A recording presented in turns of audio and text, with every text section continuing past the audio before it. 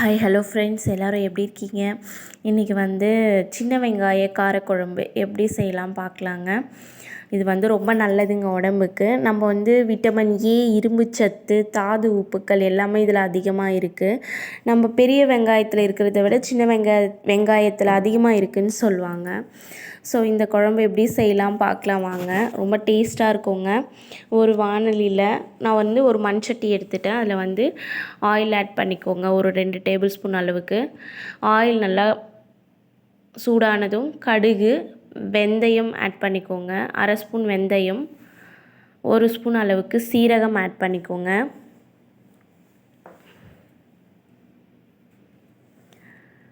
எல்லாம் பொரிஞ்சு வந்ததும் நம்ம தோல் உரித்து வச்சுருப்போம் பார்த்தீங்களா, சின்ன வெங்காயம், பூண்டு ரெண்டுத்தையும் ஆட் பண்ணிக்கோங்க.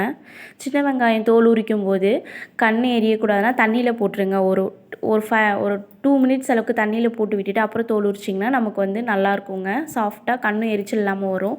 உப்பு ஆட் பண்ணிக்கோங்க, கல் உப்பு. ஸோ நல்லா வதக்கி எடுங்க. அந்த எண்ணெயிலேயே நல்லா கண்ணாடி பதத்துக்கு வதங்கி வரட்டுங்க. இந்த மாதிரி வதங்கி வந்ததும் தக்காளி ஆட் பண்ணிக்கோங்க. ஒரே ஒரு தக்காளி தாங்க ஆட் பண்ணி எடுத்துக்கோங்க. நல்லா வதங்கி வரட்டுங்க.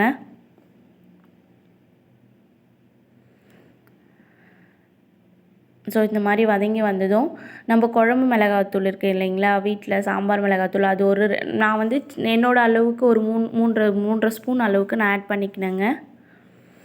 உங்கள் காரத்துக்கு ஏற்ற மாதிரி நீங்கள் ஆட் பண்ணிக்கோங்க. நான் சின்ன ஸ்பூன் யூஸ் பண்ணுறதால என்னோடய இதுக்கு ஏற்ற மாதிரி நான் ஆட் பண்ணிக்கினேன். நீங்களும் அந்த மாதிரி உங்கள் வசதிக்கு ஏற்ற மாதிரி ஆட் பண்ணிக்கோங்க. உங்கள் காரத்துக்கு ஏற்ற மாதிரி ஆட் பண்ணிக்கோங்க.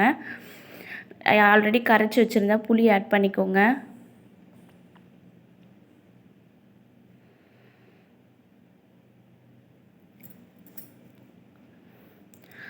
ஸோ புளி ஆட் பண்ணி எடுத்ததும் நல்லா கிளறி விடுங்க. அந்த பச்சை வாசனை, மிளகாத்தூள் பச்சை வாசனை எல்லாம் போனதுக்கப்புறம் தேவைக்கு ஏற்ற மாதிரி தண்ணி ஆட் பண்ணிக்கோங்கங்க.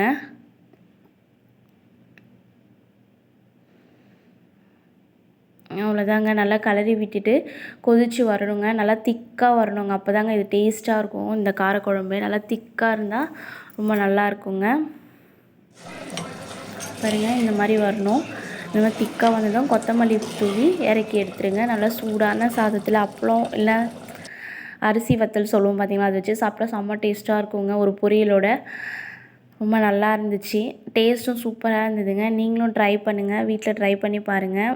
சின்ன வெங்காயம் நம்ம சாம்பார் அதெல்லாம் செய்கிறத விட இந்த காரக்குழம்பு ரொம்ப டேஸ்ட்டாக இருக்குங்க.